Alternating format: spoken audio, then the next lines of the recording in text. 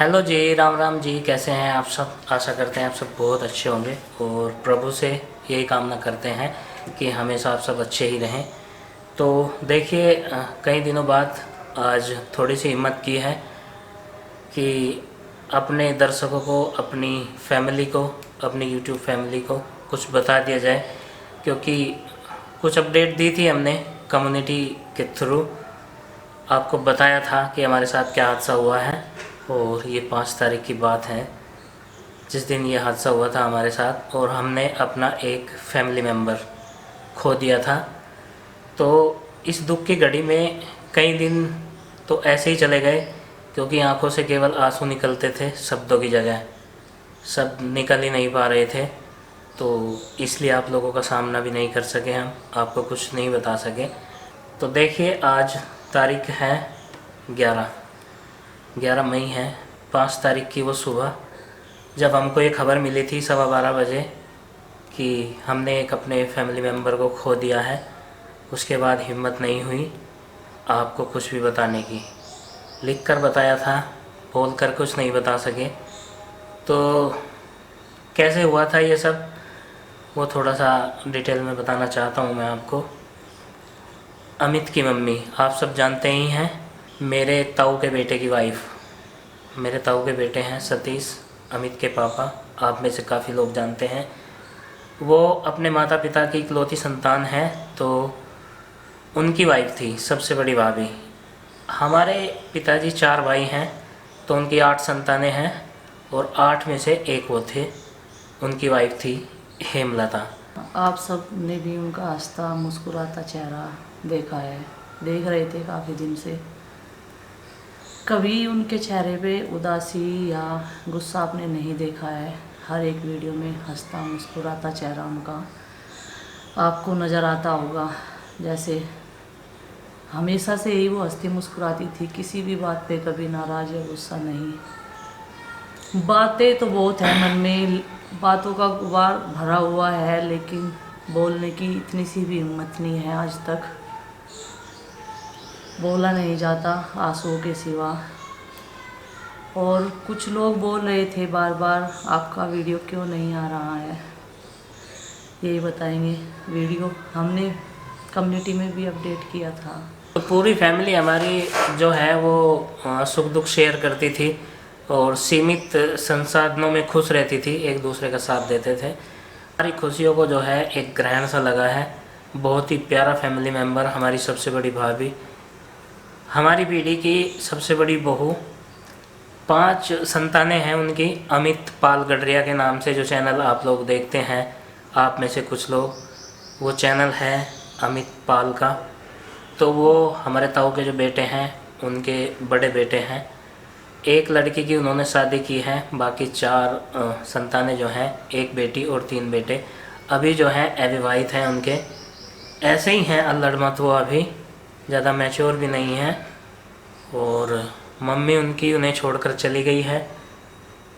तो इस दुख की घड़ी में उन्हें काफ़ी सपोर्ट की ज़रूरत है, काफ़ी हौसले की ज़रूरत है उन्हें, जो हम दे भी रहे हैं। आप लोगों से भी उम्मीद करते हैं कि आप उन्हें पूरा सपोर्ट करेंगे और उनकी हौसला अफजाई करेंगे, आगे के जीवन के लिए उन्हें प्रेरित करेंगे, ताकि उनका मनोबल ना गिरे, और आगे आने वाली जो ज़िंदगी है उसकी शुरुआत वो ठीक से करें, अच्छे से चलें आगे जीवन में। क्योंकि देखिए, ऐसे झटके जो होते हैं उससे उभरने में टाइम लगता है। समय के साथ जो है सब कुछ पटरी पे भी आता है। जीवन है, ये चलता रहेगा, कि सुख आए या दुख आए जीवन में, लेकिन ज़िंदगी रुकने वाली नहीं है, उसे जीना ही पड़ेगा। और जो लॉस होता है उससे आगे बढ़ना पड़ेगा। भुलाया नहीं जा सकता, लेकिन आगे बढ़ना ज़रूरी है, जीवन को जीना ज़रूरी है। तो फिलहाल कुछ ज़्यादा शब्द नहीं निकलते, दिमाग से बातें नहीं उतरती हैं वो वाली। और जो पल हमने उनके साथ बिताए हैं, काफ़ी सारे पल हैं उनके साथ बिताए हैं हमने। और हमारी तो बहुत छोटी उम्र रही थी, क्योंकि उम्र का फासला था काफ़ी। जब वो बड़ी भाभी के रूप में हमारे घर में आई थी तो 7-8 साल के रहे होंगे हम। बस यही पता था कि ये सबसे बड़ी भाभी है हमारी। हमारी जॉइंट फैमिली है, लेकिन आज ऐसा लगता है हमारा हंसता खेलता परिवार बर्बाद हो गया। एक हमारे परिवार का हंसता मुस्कुराता चेहरा हमसे दूर हो गया। कुछ ही पलों में बातें करते करते उन्होंने हमारा साथ छोड़ दिया। और हमने सोचा भी नहीं था। घटना से एक रात पहले रात में 11 बजे तक हमने वीडियो कॉल के ज़रिए उनसे बात की है। काफ़ी कंफर्ट महसूस कर रही थी, वो बातें कर रही थी आराम से और ऐसा लग रहा था उन्हें कोई दिक्कत नहीं है। चौथा दिन था उन्हें हॉस्पिटल में। रात में 11 साढ़े 11 बजे तक उन्होंने बातें की हैं वीडियो कॉल पे। फ़ोन रखा था उनके पास में और उसके बाद सुबह कोई अपडेट नहीं मिला हॉस्पिटल से। और अगले दिन 12 बजे खबर आती है कि आपके जो पेशेंट हैं उनकी डेथ हो गई है। हम काफ़ी रिलैक्स में थे, ऑक्सीजन लेवल ठीक आ रहा था, 90 तक आ जाता था, प्रोग्रेस थी। मिनिमम जो है वो 54 तक चला गया था उनका। तो उसके मुकाबले हमें लग रहा था कि काफ़ी सुधार है और रिकवर हो जाएंगी। खा रही थी अच्छा, बाहर से फ्रूट भी मंगवा रही थी वो फ़ोन करके, और उसकी शिकायतें भी थी। शिकायत भी कर रही थी कि यहाँ कोई गर्म पानी पूछने वाला नहीं है, टॉयलेट कराने वाला यहाँ पर नहीं है। जब वो वार्ड में थी, वार्ड में एंट्री नहीं थी। आपका मरीज़ एक बार कोविड वार्ड में चला जाए तो पता नहीं होता। यहाँ की व्यवस्था जो हम बता रहे हैं आपको ऐसी थी कुछ। चौथा हॉस्पिटल चेंज हो गया था उनका 3 दिन के अंदर और वो कोविड सेंटर में चली गई थी। कोविड पॉजिटिव आ गया था उनका। उससे पहले की रिपोर्ट जो 7 दिन की थी वो कोविड निगेटिव की थी उनकी, लेकिन वहाँ जाते ही उन्होंने दोबारा से रिपोर्ट कराई तो वो पॉजिटिव आ गया था। और जब चौथे हॉस्पिटल में रेफ़र किया उनको तीसरे हॉस्पिटल से, तो हमें पता भी नहीं था कि ये रेफ़र कर रहे हैं हमारे पेशेंट को। उन्होंने अपने कागज़ वागज़ बना के तैयार करके बोला कि आप ले जाइए कोविड सेंटर में, आपके पेशेंट को हम कोविड सेंटर भेज रहे हैं। वहाँ जाके भर्ती किया तो पता चला कि 5 घंटे बाद हमें पता चला है कि हमारे जो पेशेंट का बेड नंबर और वार्ड नंबर है वो कौन सा है, कौन से फ्लोर पे है।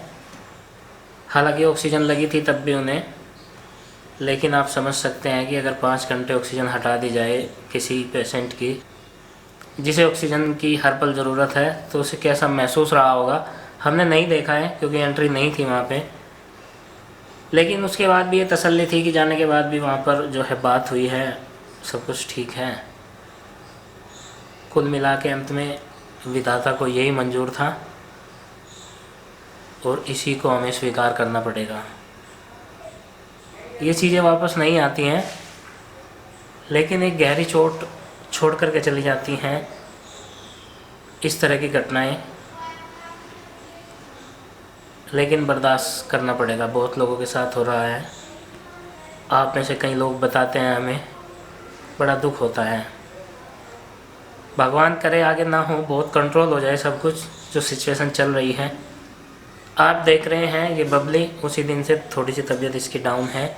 इसे एक दिन बुखार रहा है, लेकिन कमज़ोरी फील कर रही है, दवाइयाँ इसकी चल रही हैं, बाकी सब ठीक हैं, बच्चे घर में। बस केवल इतना ही कहना चाहेंगे आज के लिए कि जो बच्चे हैं, भतीजियाँ हमारी 4 हैं जो अनमैरिड हैं अभी,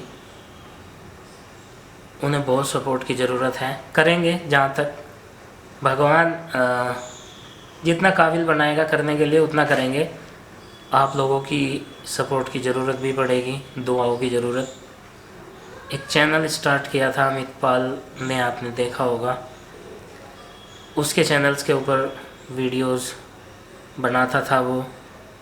सोचा था कि चलो थोड़ा सपोर्ट मिलेगा इसे भी, लेकिन भगवान ने बीच में ही ये दिन दिखाए हैं उस बच्चे को। खैर ज़्यादा शब्द नहीं निकल रहे हैं और बाकी कोशिश करेंगे आपसे शेयर करने की सारी बातें। भगवान से प्रार्थना करते हैं कि आप सभी सुरक्षित रहें, सेफ रहें